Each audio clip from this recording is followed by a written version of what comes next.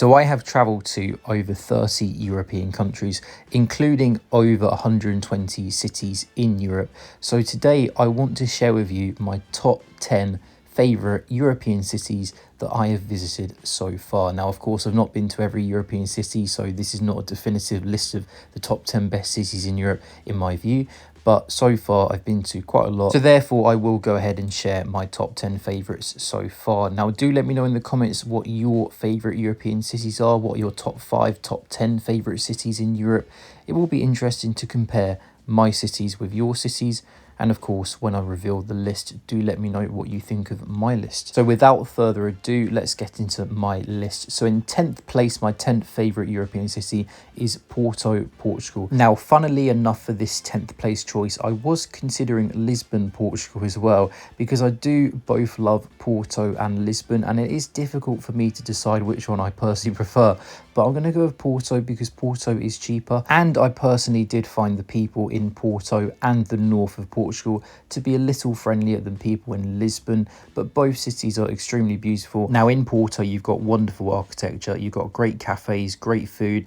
Definitely try Francesinha, that's the local speciality there. And of course, if you like wine, you can drink local port wine too. Porto is located on the Douro River, and the sunset you get over the Douro Valley is one of the most incredible things you'll probably ever see. So I recommend coming here in the summer months, or at least in the warmer months from April to October, because Porto in the north of Portugal can get rainy. So if you go in the summer months, then you reduce the chance of having a very rainy trip. And by going in the summer, it means you can go to the nearby beaches, and you can take day trips to places like Guimarães and Braga, two very beautiful cities. The north of Portugal is just a lovely part of the world in my opinion. Now there may not be as many tourist activities to do in Porto compared with Lisbon, but yeah, I do think I prefer Porto. It's a lovely city. I thoroughly enjoyed my time there, and I would be very, very glad to return one day. I mean, look at this sunset here. Not many places in the world give you a sunset like this. So now then, let's move on to my 9th favourite European city, which is Sarajevo, Bosnia and Herzegovina. Now, Sarajevo is a fascinating city because you have the mixture of cultures within the city. You've got the Austro-Hungarian influence from those days, but you've also got the Ottoman influence too. Sarajevo is one of the most affordable capitals in all of Europe. The prices are really good there. You can go and visit the birthplace of the First World War. This is the exact place where Franz Ferdinand was killed to kick off World War I. And as many of you will be aware, there is a lot of history in the city surrounding the 1980s and the 1990s, the Balkan Wars, the genocide. There are some really interesting museums to check out, and you can also do tours to famous historical sites too. I recommend booking this tour that you see on the screen here. There is a link below in the comment section and also the description as well. If you are going to Sarajevo, recommend this tour. You see, the tour guides on these tours can give you first-hand accounts and first-hand stories because everyone in the country was somehow affected, so it really is fascinating going on one of these war tours. The food is very good, especially if you like meat. Definitely try cevapi, that is the speciality in Bosnia. Now, Sarajevo is not the biggest city in the world, so maybe after 4 or 5 days you may start to get a little bit bored here, but there is definitely enough to do for 3 or 4 days in Sarajevo. However, if you do like cafes and cafe culture, you could stay for weeks on end because there is a really good cafe culture in Sarajevo. You can relax, have good coffee, and it is a fascinating place, as I said before. And so I certainly recommend Sarajevo. It is definitely in my top 10 favourite European cities so far. So now then, moving on to my 8th favourite European city. 8th in the list is Prague, Czech Republic. Now, I've been to Prague a couple of times, and the first time I went, I was pretty disappointed. I didn't do too much research. I kind of fell into the tourist trap places. And believe me, there are a lot of tourist trap places in Prague, whether that be restaurants, bars, cafes, overpriced food and drink, overcrowded streets. But when I came for the second time, I did more research. I researched the right restaurants and cafes to go to, the local places, the places where the prices are a lot cheaper, and I had a much more enjoyable experience. So definitely avoid the tourist trap places in Prague. Get out of the old town and go to the local places because you'll enjoy it a lot more. And undoubtedly, Prague is a beautiful city. The old town, the architecture is some of the most stunning architecture you're ever going to see. You do have some really interesting things to do. Of course, you've got the astronomical clock, as you can see right here in the screen now. You've got Charles Bridge, you've got Prague Castle. Try to enjoy walking around the old town and the cobbled streets, though it is very overcrowded, I must say. Now, a little fun thing you can do in Prague that I enjoyed was going to the so-called Beaver Island. It's an island full of nutrias, but people think they're beavers, so it's called Beaver Island. But the real name of the island is on the screen here. I'm not even going to begin to pronounce that name. Now, another good thing about Prague, you have so many good day trip options. You can go to Pilsen and do the Pilsner Urquell tour of the brewery. You can go to the beautiful town of Český Krumlov in the south of the Czech Republic. You can go over to the east to Brno, the second biggest city, or Olomouc, another beautiful town as well. You can even fit in a day trip to Dresden, Germany too. And I already have mentioned the Pilsner Urquell brewery in Pilsen, but the beer all over the Czech Republic, of course, is really, really good. So do not forget to drink a Pilsner Urquell or another Czech beer. I recommend going to this pub if you are in Prague. This is a traditional Czech pub. Again, I won't try and pronounce the name because that name is even worse. So yes, after my second visit to Prague, I did see why so many people love Prague and why so many people rate Prague as one of the best European cities. Now, I agree, it is in my top 10 favourite European cities as of now. But now then, it's time to go to the 7th city in this list. But before we do that, make sure you hit the like button if you are enjoying this video so far. If you are finding it useful and interesting, smash the like button. Also, let me know if you have been to any of these 3 cities that I've mentioned in this list so far.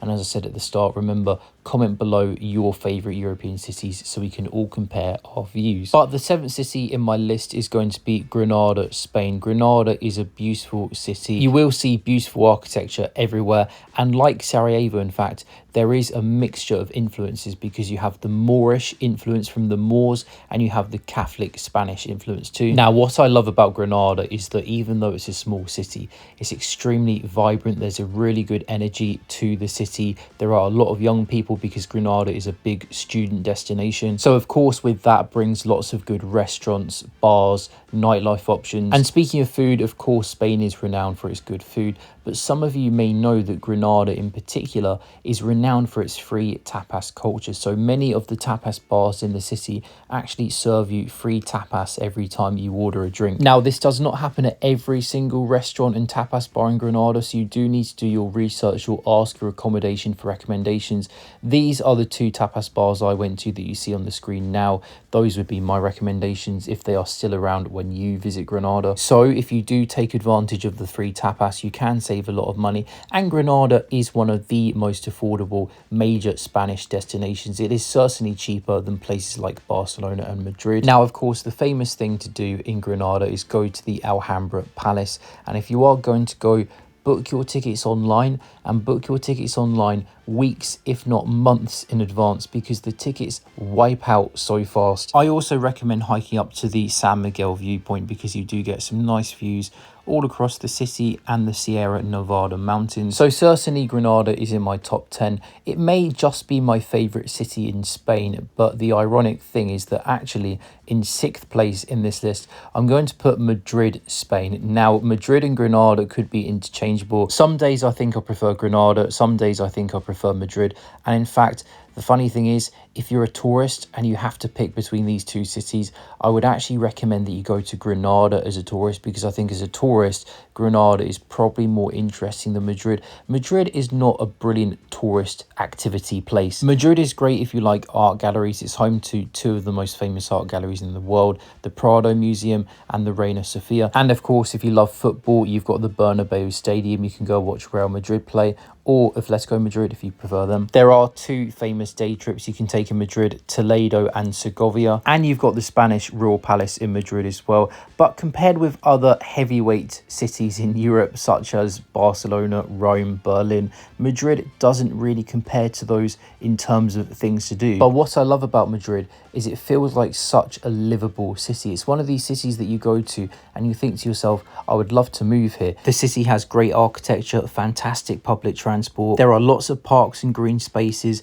lots of restaurants, lots of cafes, lots of bars, lots of really good nightlife. It is one of the best destinations for nightlife in the world. I kind of see Madrid as a mixture between London and Vienna. It's got that Piccadilly Circus, Oxford Street, central London vibe in the centre of Madrid, but without the crime and the overcrowding. And you also have that grand Viennese vibe as well, but more fun than Vienna, because Madrid is just a more fun city to be in. If I was forced to move to Spain, yeah, I probably would move to Madrid. It would be my first choice, I think. And just geographically, Madrid is bang in the middle of Spain, so you're connected to other regions of the country very easily by public transport, and the international airport will connect you with virtually anywhere in the world. So Madrid is in my top 10 favourite European cities. But now it's time for my fifth favourite city in Europe, and in fifth place we're going to go with Athens, Greece. Now, before I went to Athens, I read online a lot of hate on the city. A lot of people don't seem to like Athens. A lot of people say it's dirty and it's a bit dangerous and it's a bit dodgy in places. And it certainly is a big, sprawling, perhaps disorganized city in places. But I was so pleasantly surprised when I came to Athens. I actually loved the city. I loved the vibrancy of the city. Obviously, in the old town, you've got lovely architecture. When you see the Acropolis and the Parthenon for the first time, it is one of these pinch yourself travel moments. To be honest, when I visited the Acropolis, I didn't want to leave. I just kept walking around in circles, taking in all the breathtaking views across the city, looking at all the ancient ruins. I do recommend booking your tickets for the Acropolis online in advance, because if you're going in the summer in peak tourist season, you don't want to be queuing outside the ticket office for hours on end in the sweltering heat. Of course, it's a city steeped in history. You see so many ancient ruins throughout the entire place. Now, of course, Athens is in Greece, and Greek food, in my view, is some of the best food in the world. Greek salad, kebab, gyros, moussaka, yogurt. If you are a foodie, there is no doubt that you will certainly enjoy the food on offer in Athens. And there is a really nice cafe culture, so many nice cafes throughout Athens.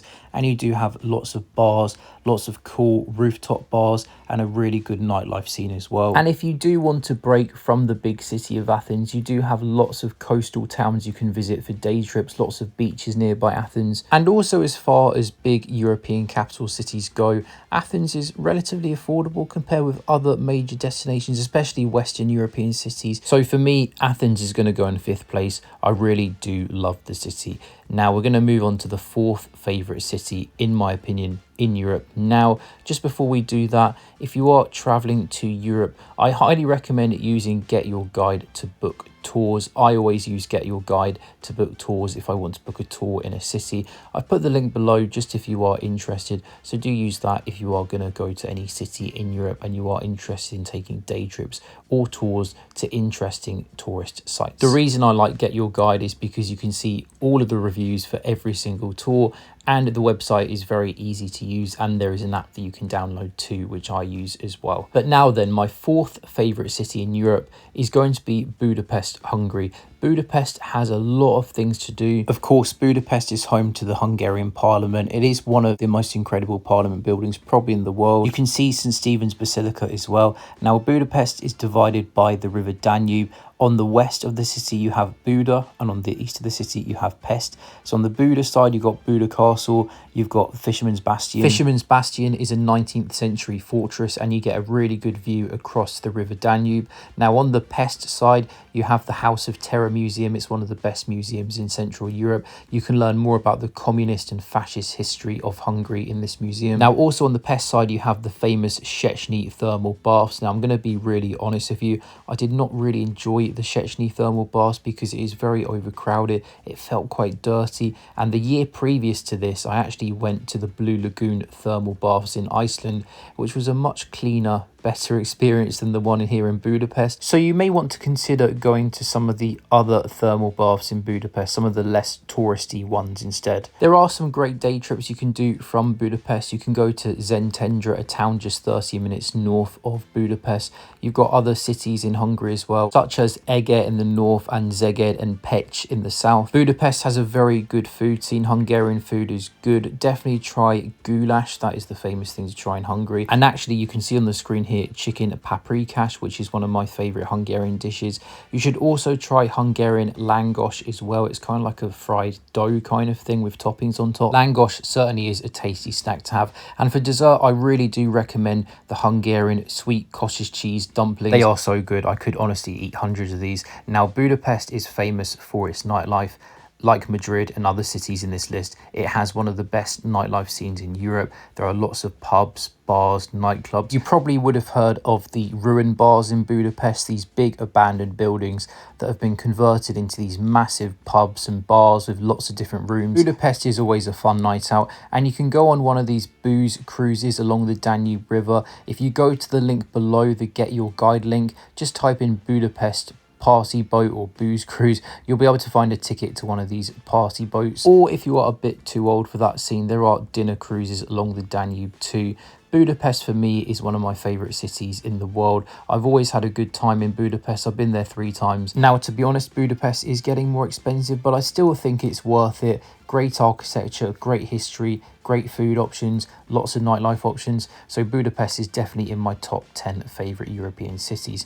Now let's move on to my third favourite European city. In third place is going to be Krakow, Poland. Krakow is one of the most beautiful cities, I think, in the world. I really love the vibe of Krakow. There's such a nice, positive, vibrant energy to the city. Now, to be fair, I've been to Krakow 3 times, and all 3 of those times I was very lucky with the weather because the weather was very good. So maybe in the winter months this is not the case, but definitely in the warmer months the vibe of the city is so nice. You can just walk around the Old Town Square. It is one of the best Old Town Squares, I think, in the world. You can go to Wawel Castle. That's where the old Polish royal family used to reside. I also recommend taking some time to go to the Kazimierz district, the Jewish district of the city.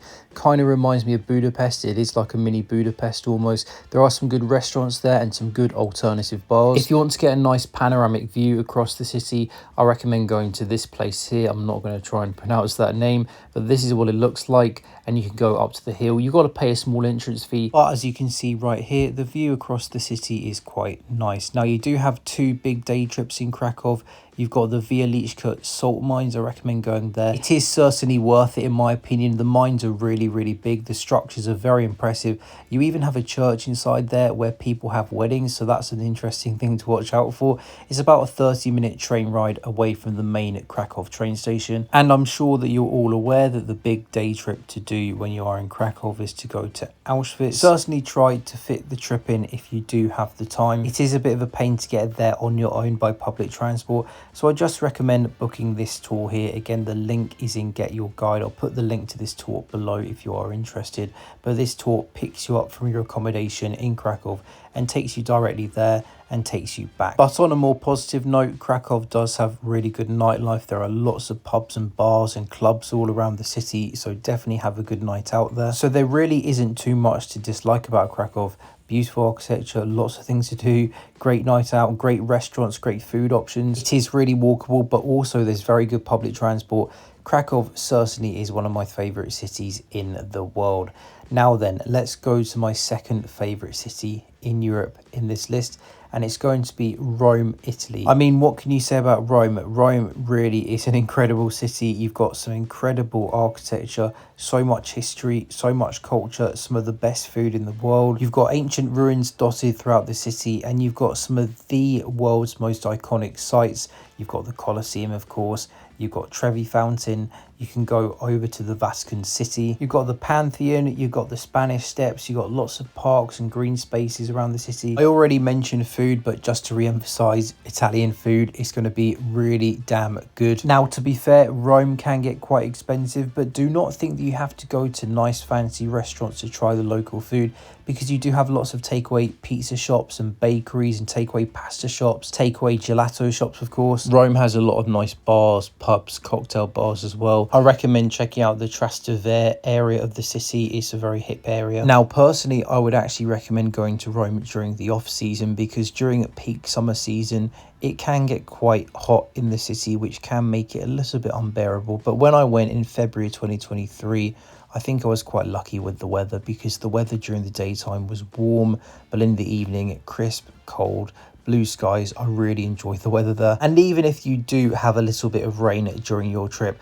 I don't think it's going to affect you that much because there is so much to do, so much to see, so much to eat. I think you'll still have a great time. Rome is one of the best cities in the world, in my opinion, without a doubt. So now then, it is time to reveal my favorite European city, number one in this list. But before I do that, let me know what you think of my list so far. Do you agree with the placements of the cities in my list? Do you think the ranking is correct? Do you think the order is correct? Would you swap cities around? And again, let me know your list because it will be interesting to see.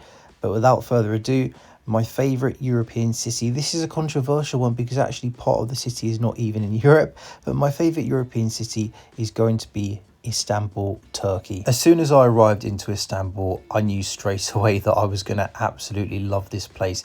It's big, it's vibrant, it's exciting. Of course, in Istanbul, you do have some big tourist attractions. You've got the Blue Mosque, the Hagia Sophia, the Grand Bazaar, you've got the Galata Tower. But what I really love about the city is exploring all of the different neighborhoods, because all of the different neighborhoods have such different vibes. You've got Sultanahmet, the touristy neighborhood, the tourist zone, the Blue Mosque, the Hagia Sophia, the Grand Bazaar, the Basilica Cisterna, all here in Sultanahmet. But I would not recommend staying here or eating here because it is very expensive in this area of the city. So get out of this area of the city because you can have a better experience. You've got the Beyoğlu and Taksim area of the city. This is your really European part of the city. It feels a bit like London in some regards. This street here is called Istiklal Caddesi, and this street is kind of like Istanbul's equivalent of Oxford Street. You've got lots of shops, cafes, souvenir shops, nightlife around this area. It's still pretty touristy. For the more local neighborhoods, you've got Beşiktaş, Kadıköy. Those two neighborhoods are very cool, very hip neighborhoods, quite liberal.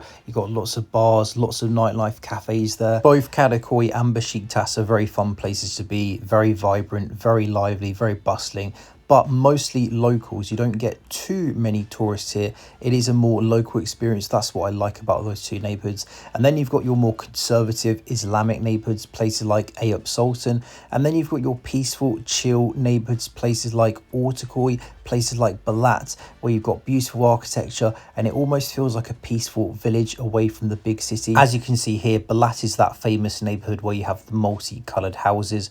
And also, I've not even talked about going on the Bosphorus River. Take a cruise on the Bosphorus River or just take a boat across the Asian and European sides. The views are really spectacular. I've not even talked about the food. The food in Turkey and Istanbul is really good. But again, I just emphasize, I would not recommend eating in the tourist zones of Sultanahmet and Beyoğlu because the prices are really overpriced. Get out to those local neighborhoods. The food will be better and it will be cheaper. It's quite similar to Prague in that regard. You want to go to the local areas where the locals are eating. You save so much money. I'm not going to crown Istanbul as the best city in the world because of course I've not been to every major destination on planet Earth yet. But out of all the cities that I've been to in the world so far, Istanbul potentially is the best, if not certainly top 3 in my personal opinion. So I hope you have enjoyed today's list and today's video. Do smash that like button if you had.